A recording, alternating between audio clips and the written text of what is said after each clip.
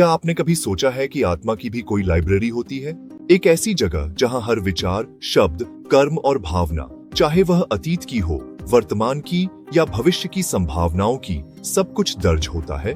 इस रहस्यमयी अभिलेखागार को ही विभिन्न परंपराओं के संतों, रहस्यवादियों और साधकों ने आकाशिक रिकॉर्ड्स कहा है।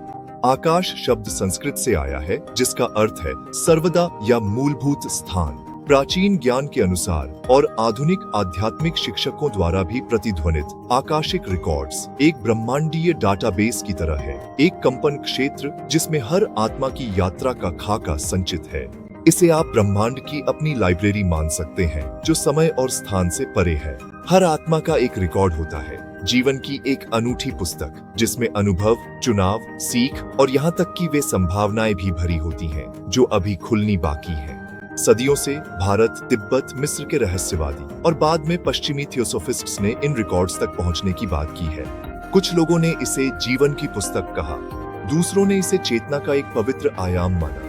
आज कई अंतर्ज्ञानी पाठक और उपचारक ध्यान की अवस्था में प्रवेश करने का वर्णन करते हैं, जहां वे इस क्षेत्र से जुड़कर अंतर्दृष्टि, मार्गदर्शन और उपचार प्राप्त करते हैं। यह क्यों महत्वपूर्ण है? क्योंकि आकाशिक रिकॉर्ड्स किसी कठोर नियति की भविष्यवाणी के लिए नहीं है। ये हमारे जीवन को आकार देने वाले पैटर्न, कर्मिक प्रभावों और आत्मा के अनुबंधों को समझने के बारे में है।